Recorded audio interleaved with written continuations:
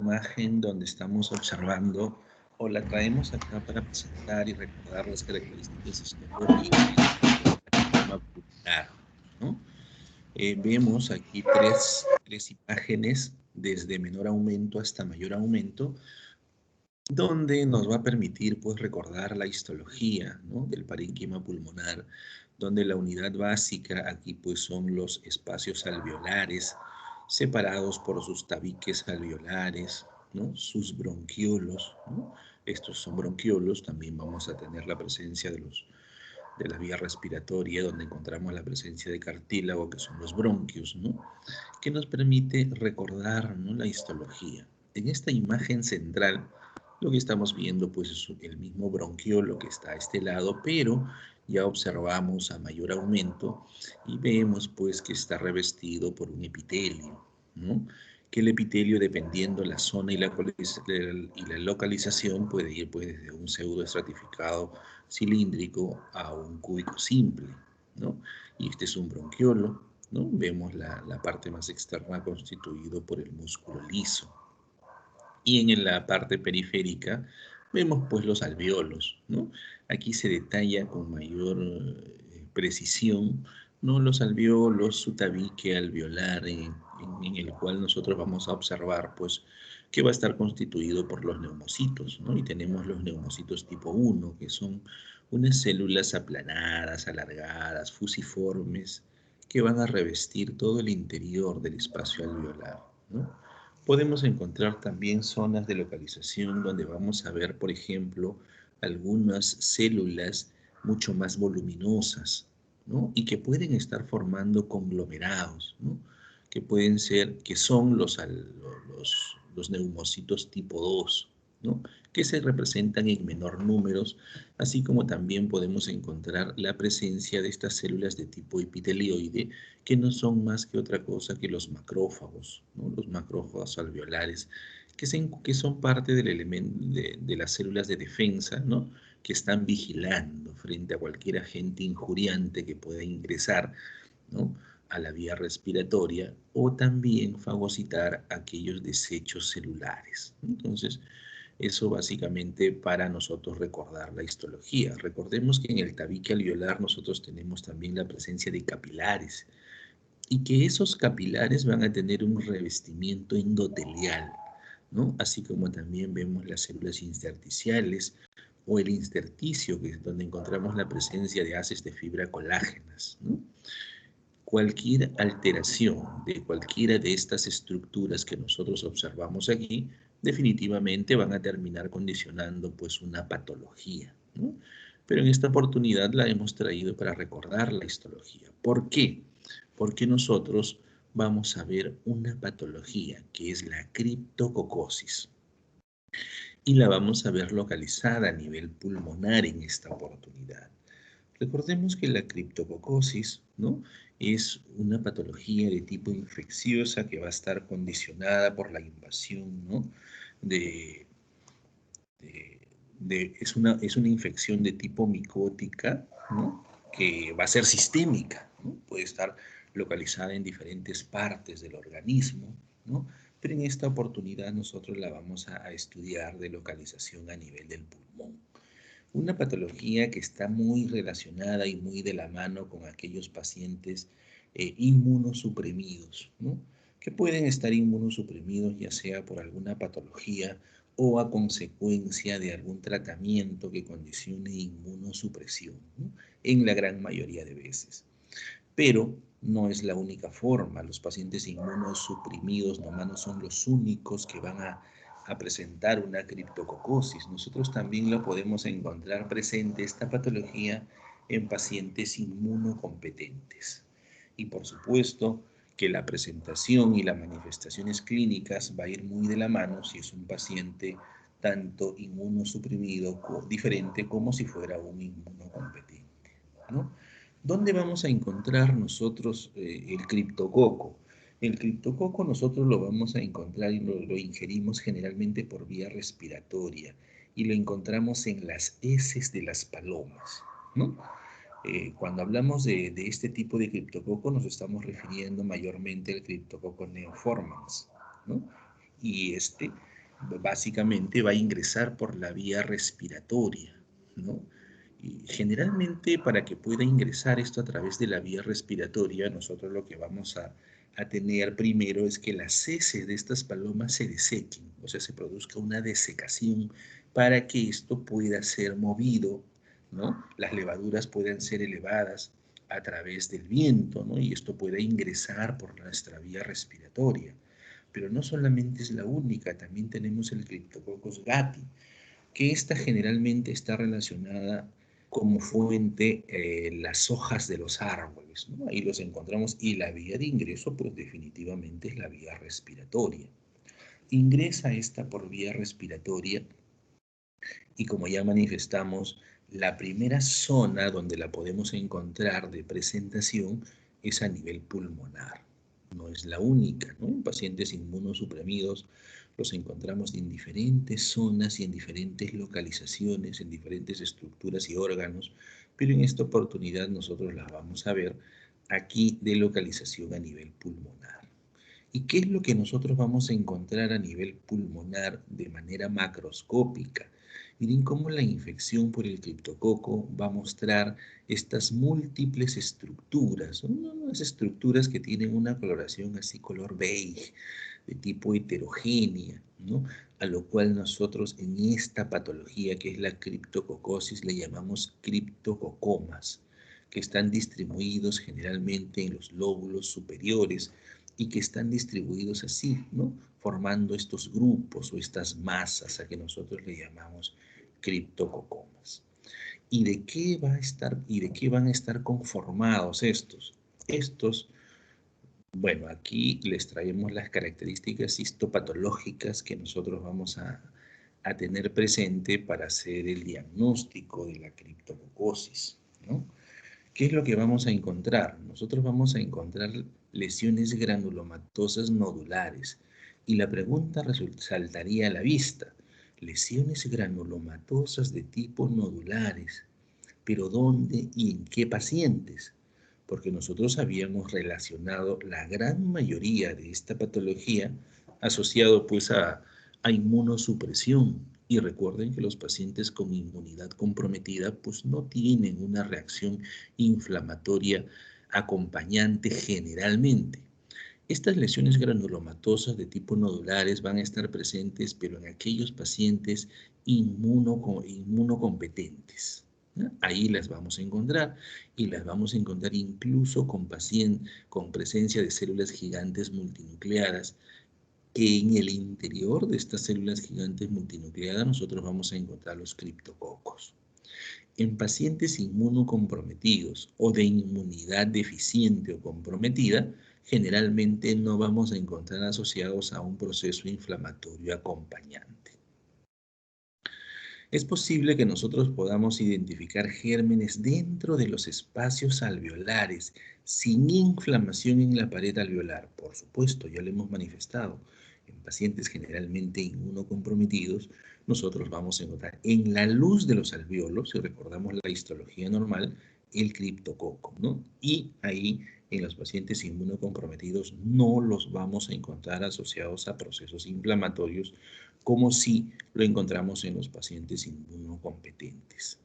Generalmente lo que va a producir esta patología son las levaduras del Cryptococcus neoformans, que son pequeñas. Estas miden más o menos entre 5 y 10 micras y que van a tener una coloración más o menos eosinofílica, son redondeadas.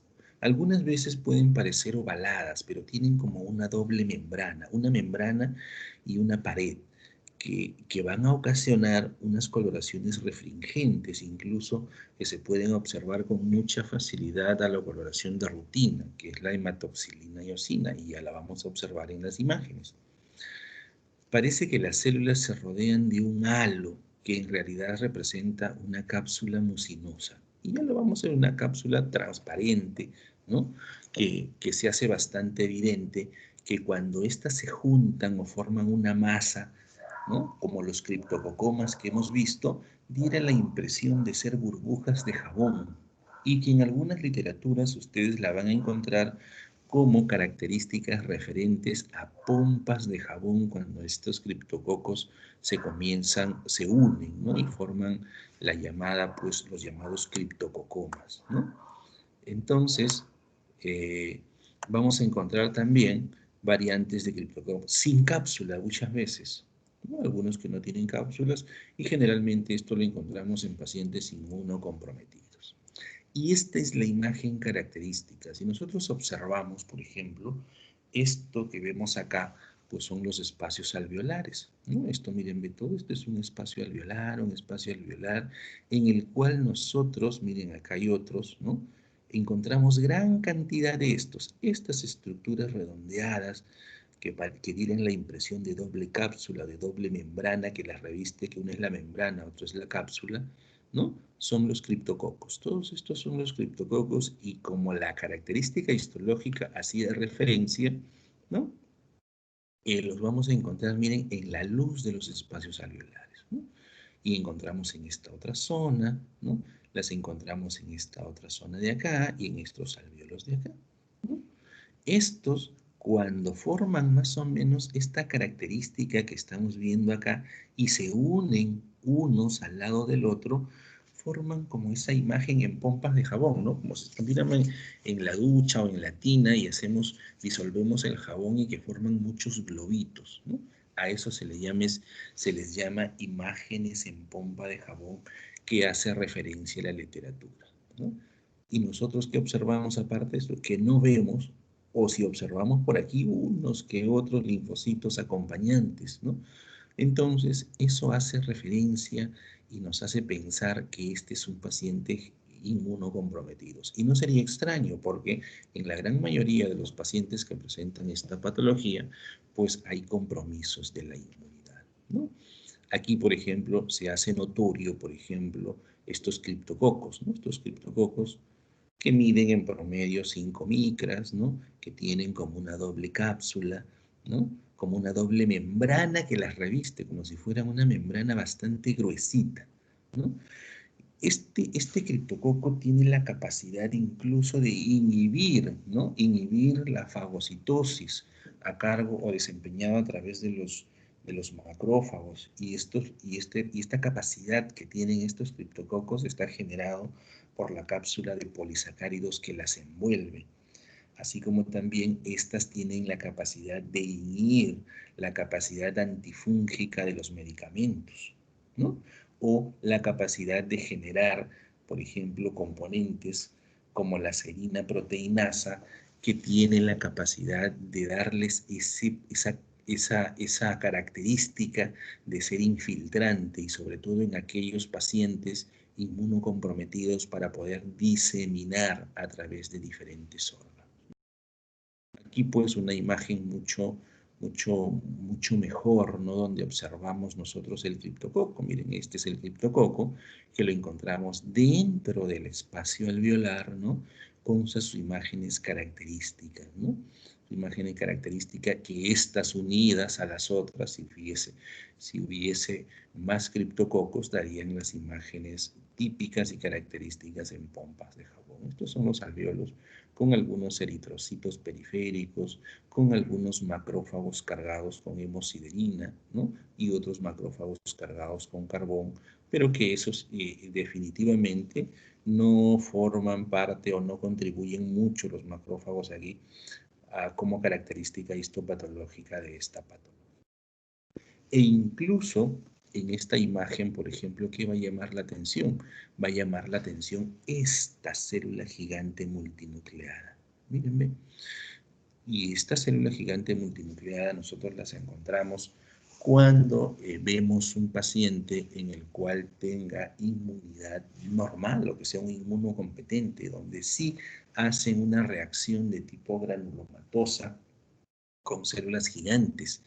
Y estas estructuras que nosotros vemos aquí, o aquí, por ejemplo, son los criptococos, dentro incluso de la célula gigante multinucleada, ¿no? Entonces, pero habría que ver en qué tipo de pacientes. Esto generalmente es en lo que tienen una inmunidad, ¿no? Que no esté comprometida. Otra de las características que estaba olvidando mencionarles es que el criptococo está formado por levaduras. Aquí nosotros en la criptococosis no vamos a observar las presencias de hifas. En consecuencia, si nosotros observamos hifas o pseudohifas, ¿no? Definitivamente se descartan la posibilidad de hacer el diagnóstico de criptococosis, ¿no? Entonces, esas son las características frente a los criptococos. Otra de las patologías es la aspergilosis y también lo vamos nosotros a ver en el pulmón. Y de igual manera que las levaduras del criptococo ingresan por vía respiratoria, aquí las conidias de las aspergillus van a ingresar también por vía respiratoria, ¿no? Estas conidias van a ingresar por la vía respiratoria y ¿dónde van a colonizar? ¿No? Ahí lo vemos, por ejemplo, miren, ve, esta zona es una imagen macroscópica del pulmón, ¿no? Y nosotros observamos esta imagen, ¿no? Una imagen que pareciera ser incluso una tumoración, ¿no? Una masa.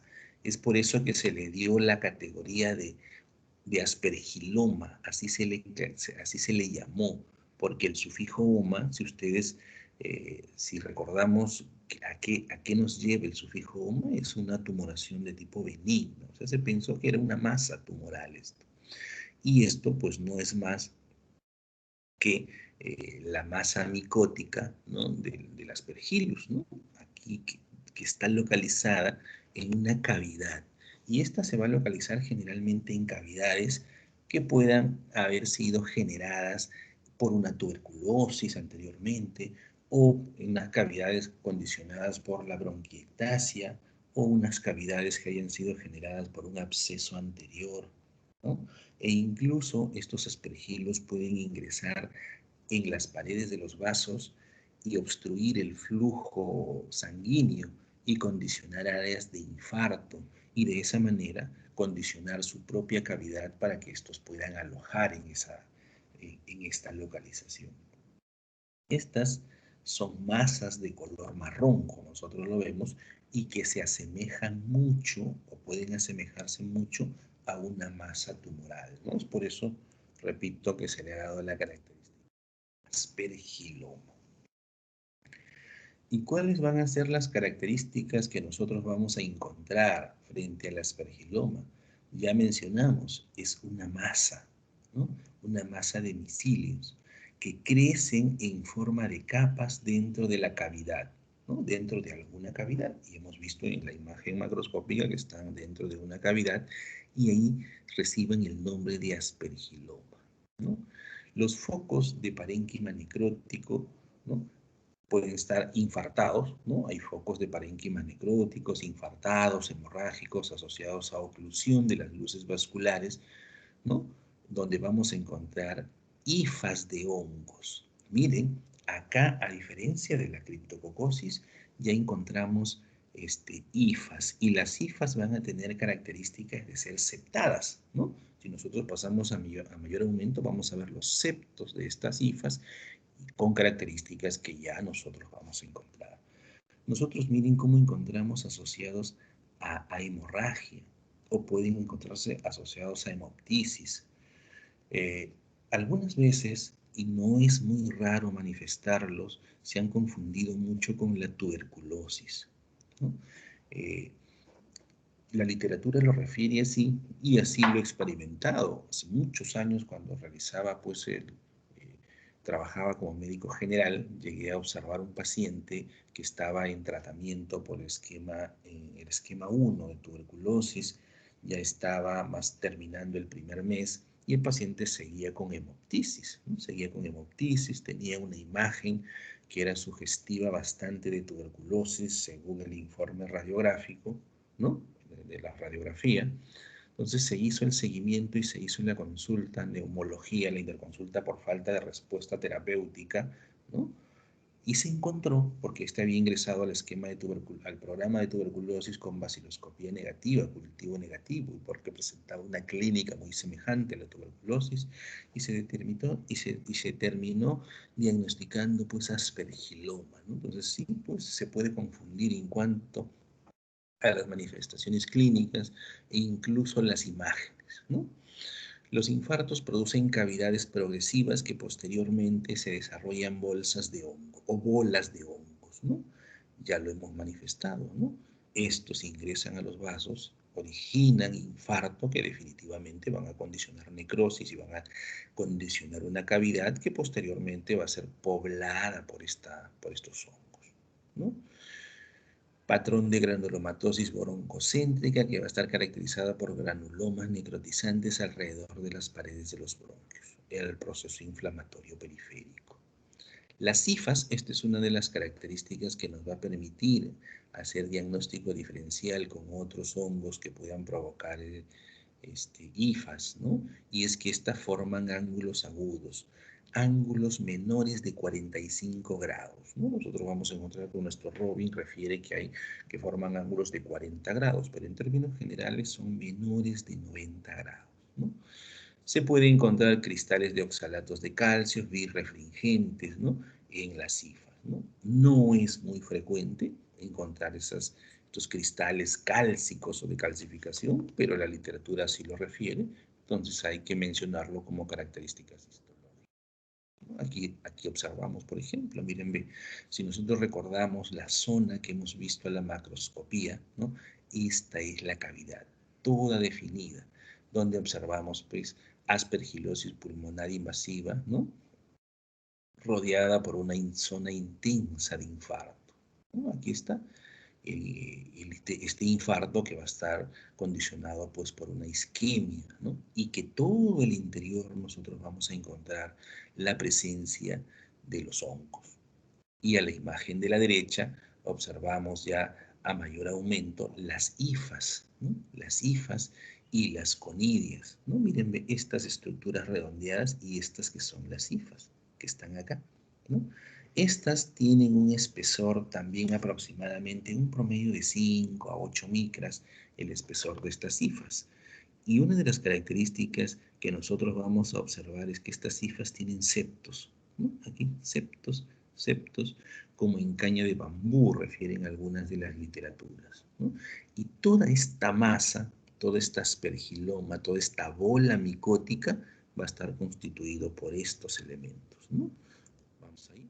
Ahí está, miren, ven, aquí tenemos la cavidad, ¿no? La cavidad, y en todo el interior nosotros vemos las características estas que están acá. Así como se observan en esta imagen, nosotros las vemos a la histología y que va a estar rodeada por un granuloma necrotizante en empalizada, ¿no? Y que vamos a encontrar la presencia de necrosis con abundantes hifas, aspergilos pulmonares, necrosantes de tipo, con infiltrado inflamatorio de tipo crónico, ¿no? Mírenme cómo aquí se hace evidente en la periferia de esta bola micótica, pues, ¿no? Una célula gigante multinucleada, ¿no?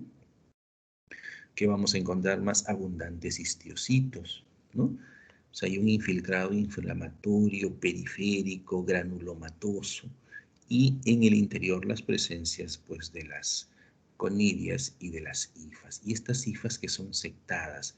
Si nosotros, a ver, vamos a verlo en la imagen acá, por ejemplo, miren, a mayor aumento, ¿no? Estas son las hifas. Y miren cómo hacen estos ángulos, ¿no? Donde definitivamente aquí no cabe duda, pues que estos ángulos, pues, son ángulos agudos, ¿no? Como se hacía referencia en las características histológicas, ángulos menores de 45 grados. Y aquí observamos pues, los septos, ¿no? En estas cifras, ¿no?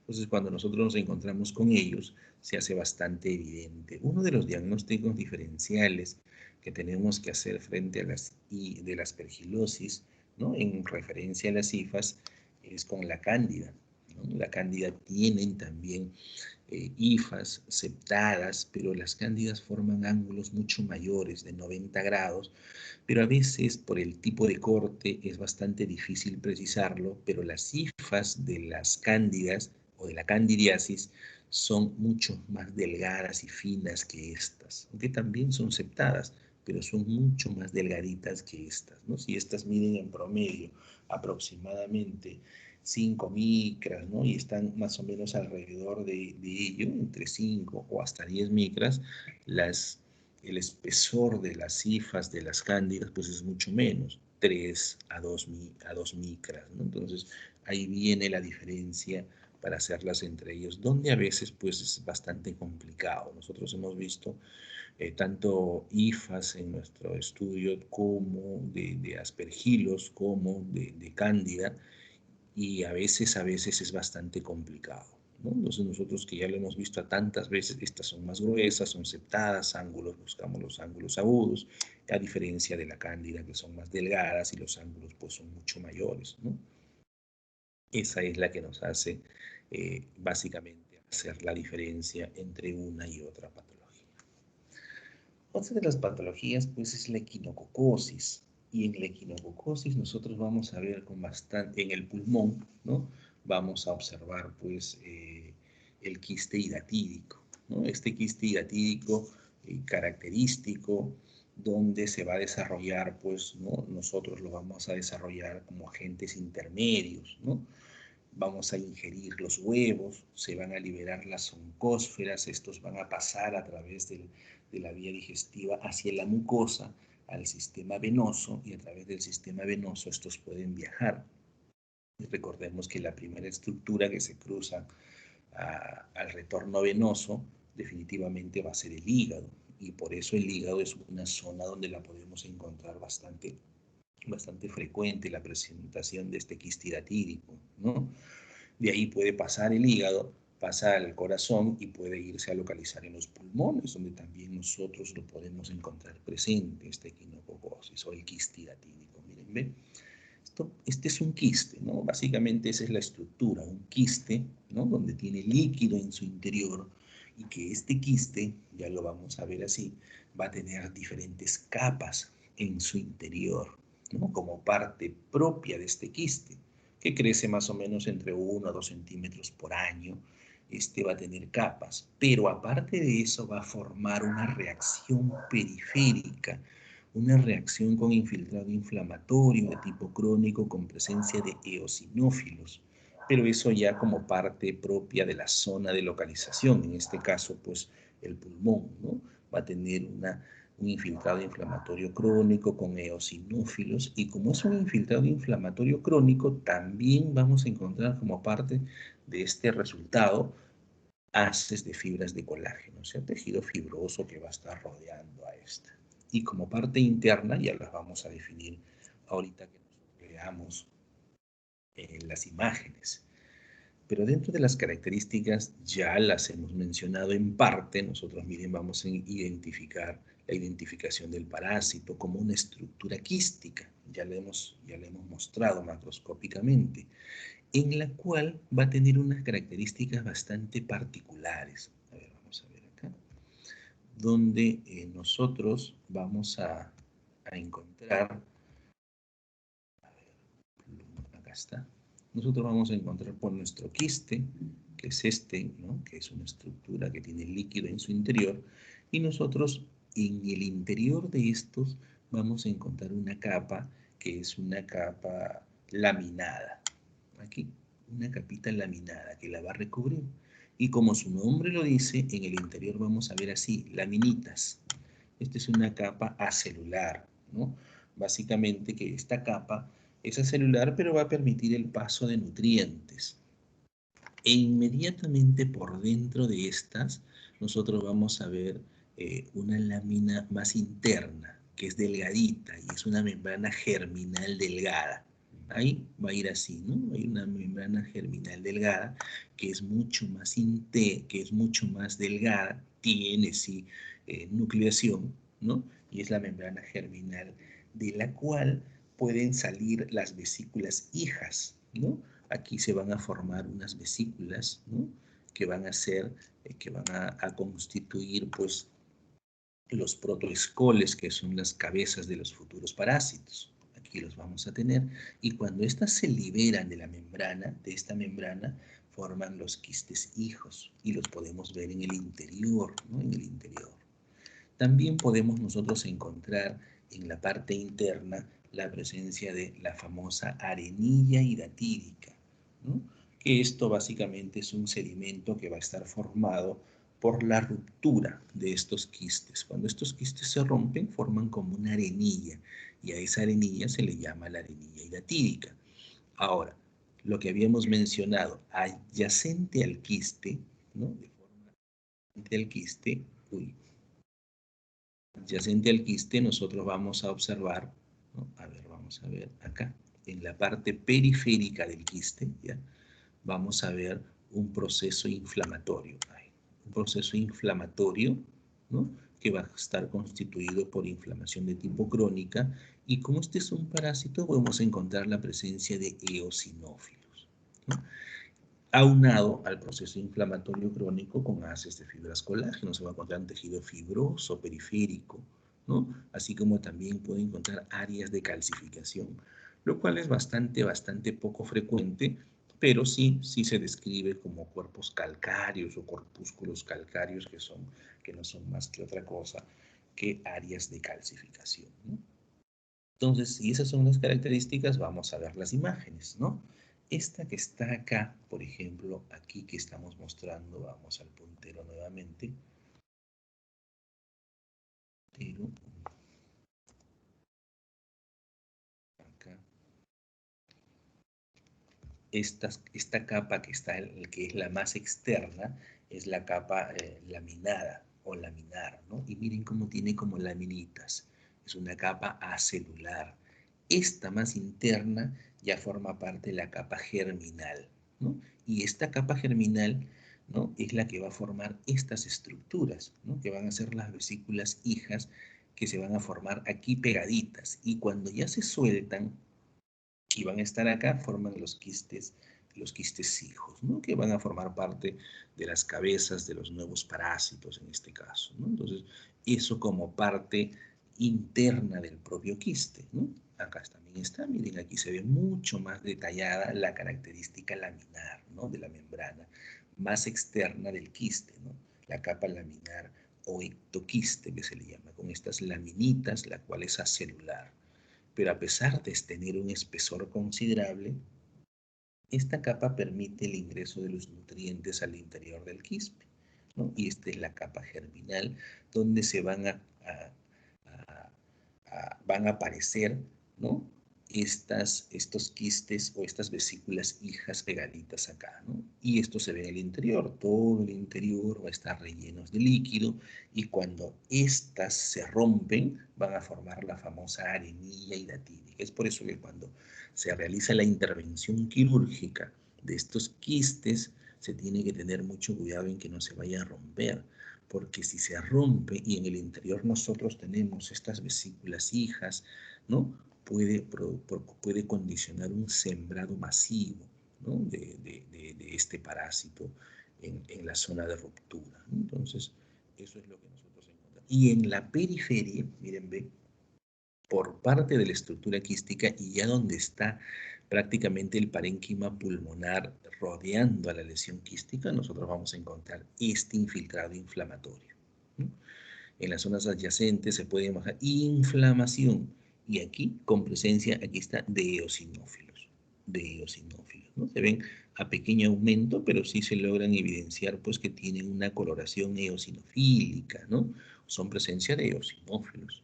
Y algo que no es muy frecuente y que no es de presentación, eh, por decirlo, muy frecuente, son estas calcificaciones, ¿no? La literatura la describe, algunas imágenes se reportan con áreas de calcificaciones en la periferia, el infiltrado inflamatorio, ¿no? Entonces, por eso lo traemos a presentar. Y entre este infiltrado inflamatorio, recuerden que el infiltrado inflamatorio termina lesionando los elementos celulares en los cuales están involucrados, ¿no? Los lesiona provocando necrosis de estos, y finalmente se terminan reemplazando con tejido fibroso. Entonces, en la periferia de mi quiste, yo voy a encontrar la presencia de este tejido fibroso circundante aunado al proceso inflamatorio crónico con presencia de eosinófilos, ¿no? Eso como parte del quiste hidatídico. Otra de las patologías infecciosas que nosotros vamos a ver es la estrongiloidiasis, ¿no? El estrongiloides, ¿no? Y lo vamos a ver de presentación frecuente a nivel del intestino delgado. A nivel del intestino delgado, básicamente de presentación a nivel del duodeno, ¿no? Entonces el Strongyloides strongelaris, que va a ingresar por la piel, este parásito, por la piel. Y para que ingrese en la piel lo va a hacer de una manera de la presentación del Strongyloides filariforme, ¿no? El filariforme es el que ingresa por la piel, generalmente en los miembros inferiores, va a ingresar a los vasos, pasa la circulación, hace todo el circuito, llega a la vía respiratoria, a los pulmones, asciende y luego va a ingresar por la vía digestiva y se va a alojar en el duodeno. En el duodeno se va a desarrollar el adulto hembra. Este adulto hembra va a producir y estos huevos, producen estos huevos que pueden ser eliminados con las heces y otros pueden eclosionar, pero van a eclosionar de una forma donde vamos a observar las larvas rhabditiformes. Estas larvas rhabditiformes, ¿no? Se pueden transformar en larvas, filariformes.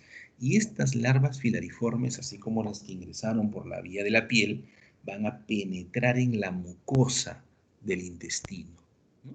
Y ahí es donde las vamos a ver y van a habitar, pues, en el interior de la mucosa, como la vamos a ver. Es una imagen donde nosotros vamos a ver las características histológicas del intestino delgado, ¿no? Entonces, esto definitivamente nosotros decimos que es intestino delgado, uno por el revestimiento epitelial, ¿no? Que es un epitelio cilíndrico simple con células caliciformes, y si pasamos a mayor aumento con chapa estriada, ¿no? Entonces, y con las características proyecciones digitiformes de la mucosa, ¿no? Como deditos que se prolongan al interior, típico y característico del intestino delgado. Tenemos la mucosa, la submucosa, la muscular y la serosa finalmente. Entonces, eso básicamente para recordarla. Aquí están las características histológicas. En las infecciones leves, el incremento mínimo de infiltrado inflamatorio de tipo mononuclear, ¿no? Y los parásitos son escasos. ¿Y por qué se manifiestan? Porque aquí va a haber una diferencia entre el proceso, entre la inflamación acompañante al parásito. Miren, si es una infección leve, o sea, yo veo parásitos escasos en la mucosa intestinal, voy a tener un infiltrado inflamatorio mononuclear, ¿no? O sea, un infiltrado inflamatorio de tipo crónico. Pero cuando la enfermedad se hace más grave, el infiltrado inflamatorio va a tener la presencia de neutrófilos acompañados de eosinófilos. Ajá. Entonces, si la pregunta viene, el proceso inflamatorio acompañante a, a la estrongiloidiasis es agudo o crónico, la pregunta debería ser si es una infección leve o si es una infección grave, masiva, porque el infiltrado inflamatorio es totalmente diferente, ¿no? ¿Qué va a condicionar el proceso inflamatorio? Sobre todo si estoy frente a una enfermedad de tipo grave, con abundante infiltrado inflamatorio, con presencia de neutrófilos, definitivamente esto va a condicionar que se produzca una abolición de las vellosidades, una atrofia vellositaria. ¿Por qué? Porque el proceso inflamatorio de tipo crónico va a condicionar primero un edema y el infiltrado inflamatorio va a condicionar un aplanamiento y ensanchamiento de las vellosidades intestinales, ¿no? Con edema mural, así como se refiere acá. Entonces, el infiltrado inflamatorio termina condicionando atrofia vellositaria a nivel del intestino delgado, en este caso a nivel del duodeno, ¿no? Los parásitos definitivamente son abundantes en la infestación grave. Pueden progresar hasta úlceras graves y perforación en casos severos, ¿no? En casos severos. Los gusanos adultos, vamos a encontrar larvas, vamos a encontrar huevos, como los hemos mencionado, que el gusano adulto pone los huevos, salen las larvas rhabditiformes, estas se transforman en larvas filariformes y las filariformes son las que van a ingresar en la mucosa intestinal, ¿no? Se observan con estas características. ¿Qué es lo que nosotros vamos a ver? Miren, acá está, pues, ¿no?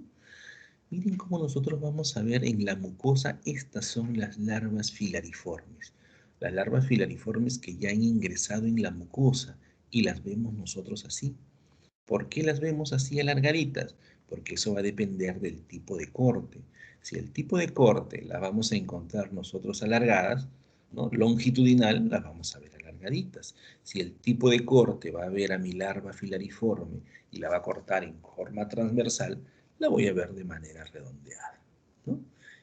Esta es la presencia del estrongiloides. ¿Y cómo va acompañado? Miren, de un infiltrado de tipo inflamatorio, ¿no? Un infiltrado inflamatorio que, dependiendo si es severo o es leve, va a tener características distintas. Mononuclear si es leve o hay una infestación muy pequeña de estos parásitos, o polimorfonuclear, incluso con la presencia de eosinófilos, cuando estoy frente a una infestación masiva, ¿no? Y la masiva, que es excepcional, pues me puede condicionar incluso la presencia me puede condicionar hasta la perforación, ¿no? Miren estas zonas claras que nosotros observamos acá. Estas zonas claras que nosotros observamos acá no son más que otras cosas que áreas de edema, ¿no? O sea, esta vellosidad pues tiene edema, tiene infiltrado inflamatorio, ¿no? La cual, miren cómo se nota una vellosidad mucho más pequeña en relación a esta que está acá. Es una vellosidad así, generalmente son todas las vellosidades que nosotros encontramos a nivel intestinal, de intestino delgado, que va a permitir el incremento de superficie, ¿no? Para una mayor absorción a este nivel. A mayor aumento, observamos, estas son las larvas. Y las larvas que nosotros encontramos en la mucosa son las larvas filariformes. Aquí están, miren, estas en corte transversal, estas también en corte transversal, estas en corte transversal y esta más o menos en un corte oblicuo. Y aquí observamos dilataciones vasculares. ¿Qué me justifica esta dilatación vascular?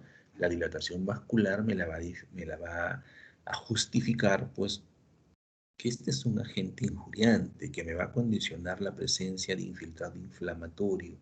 Y cuando nosotros vemos infiltrado inflamatorio, va asociado a vasodilatación, ¿no? Y esa vasodilatación, donde van a salir los leucocitos acompañantes a mi proceso de estrongiloideasis, también sale líquido, ¿no? Y puede condicionarme las áreas de edema que nosotros hemos descrito como característica de la estrongiloideasis. Y ahora bien, pasamos a la salmonela de tipo intestinal. Esta la vamos a describir de localización en el ilio, ¿no? Esta es una imagen histológica donde vamos a describir nosotros la presencia de las características normales a nivel de intestino delgado, ¿no? Entonces, ¿qué es lo que vemos ahí? El epitelio característico que ya lo hemos descrito, cilíndrico, simple, con presencia de células caliciformes. Pero va a llamar la atención esta estructura, estas estructuras donde vamos a encontrar que los nódulos linfoides están unidos y que van a conformar la famosa placas de Peyer. Ahí están, miren.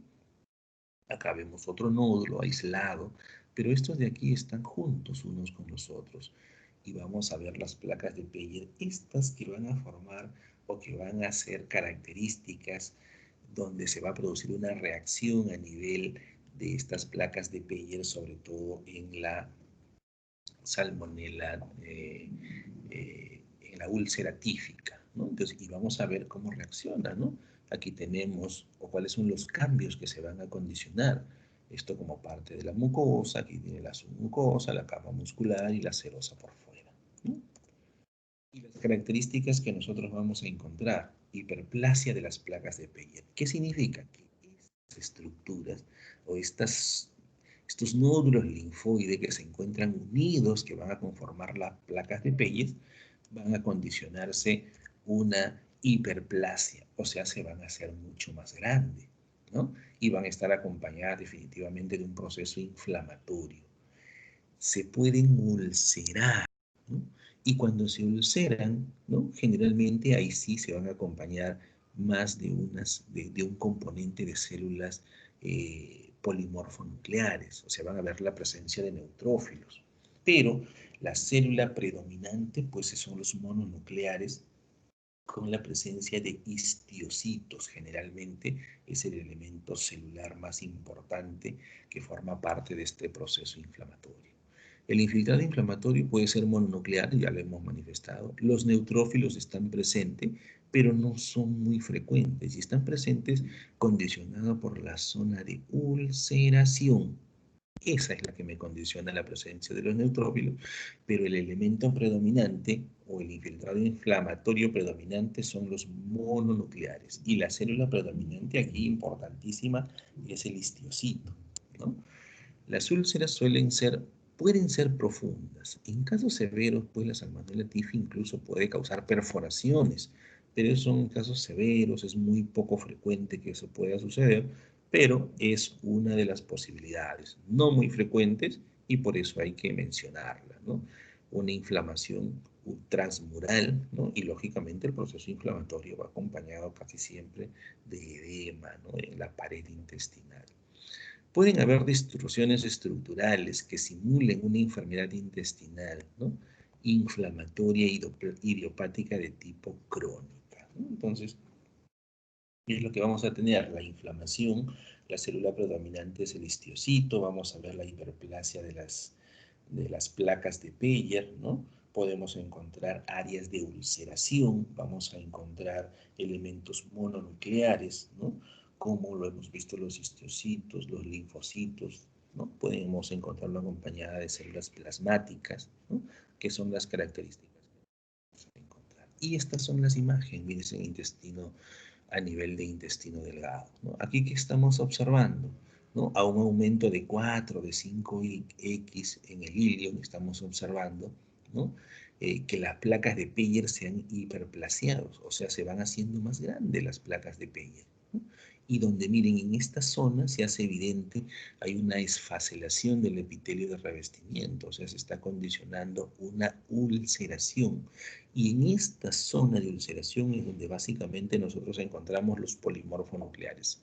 ¿Cuáles son ellos? Los neutrófilos, ¿no? Que no son predominantes en esta patología, pero que están presentes ahí.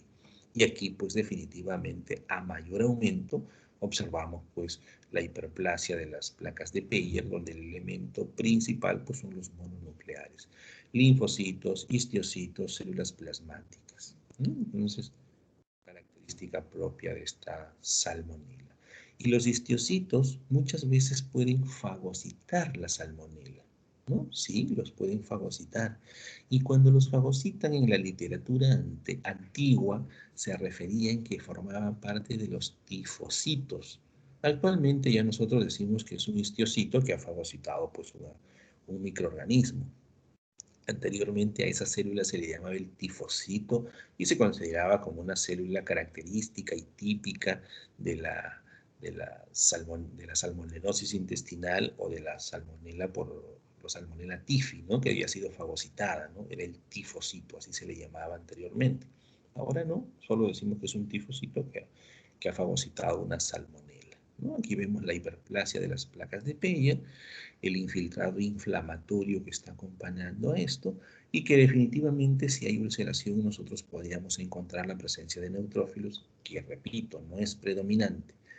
¿Qué más podemos encontrar? La presencia de estos vasitos congestivos, dilatados. ¿Eso a consecuencia de qué? Del proceso inflamatorio. Todo proceso inflamatorio, los elementos celulares de la inflamación salen pues del interior de los vasos y definitivamente esos vasos van a estar congestionados, van a estar dilatados, ¿no? A ese nivel. Macroscópicamente nosotros, ¿qué vemos en la Salmonella Typhi? Si nosotros estamos viendo que hay una hiperplasia de las placas de Peyer, definitivamente yo voy a ver pues como característica de la pared intestinal que está sobrelevada, que van a formar unos nódulos, ¿no? Entonces, cuando se ingresa a la endoscopía, se van a ver unas lesiones de tipo nodulares sobrelevadas por la hiperplasia de las placas de Peyer. ¿Qué más puedo ver a la macroscopía? Si yo ingreso, voy a ver zonas de ulceración. Se han referido y hemos referido que hay ulceración, ¿no? Del epitelio de revestimiento, entonces voy a encontrar eso, ¿no? Zonas de ulceración como característica de las imágenes macroscópicas que yo puedo encontrar en el en el intestino, ¿no? Y aquí también las observamos, mírenme. El infiltrado inflamatorio con las hiperplasias de las placas de Peyer. Si nosotros pasamos a 40X, vamos a ver los histiocitos, los linfocitos, las células plasmáticas, y puede encontrar neutrófilos, como ya hemos mencionado. La ulceración en casos severos puede comprometer el espesor de la pared, y esta es la que puede condicionar la perforación en la salmonela cuando ya hablamos de una patología bastante severa. Y en la manifestación clínica que vamos a ver, dolor abdominal, cefaleas, alza térmica, puede estar acompañada de estreñimiento también, ¿no? En este tipo de... Bueno, jóvenes, esas son las láminas que corresponden a la práctica número 6. Si hubiera alguna pregunta o algún comentario o alguna acotación por parte de ustedes, la pueden hacer, jóvenes, en este momento. Si algo de repente no quedó muy claro, también lo pueden hacer. Jóvenes, ¿me están escuchando? Sí, doctor. Chicos, ¿alguien tiene alguna pregunta?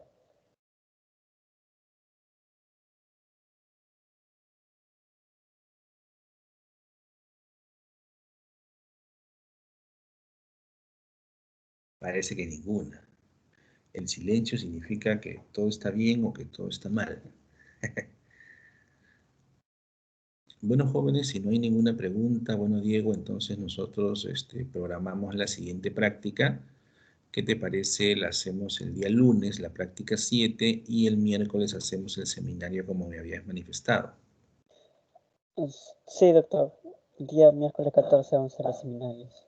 Ya, perfecto. Entonces ese día miércoles 14 hacemos el seminario y el día lunes continuamos con la práctica y haríamos la práctica número 7.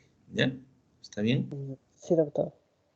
Ya, perfecto. Entonces, jóvenes, paso yo a despedirme de todos ustedes y nos estamos conectando nuevamente el lunes en el horario entre 5 y 5 y media después de la teoría para continuar con la práctica. Hasta la próxima semana, jóvenes. Doctor, Sí, disculpe. dime. No se vaya a olvidar de colgar las diapositivas, por favor. He colgado la práctica 5 y la práctica 6 esta. Entonces, Ahí ya colgó. también Ahí ya.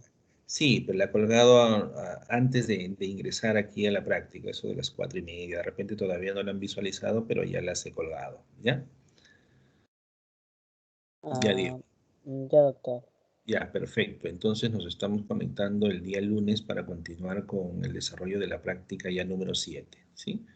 Ya, Entonces, doctor, ya. Muchas gracias. me despido de todos ustedes y nos estamos conectando nuevamente el lunes, por favor. Hasta la próxima semana. Hasta luego, doctor. Gracias, doctor. Gracias, doctor. Hasta luego, doctor. Gracias, doctor.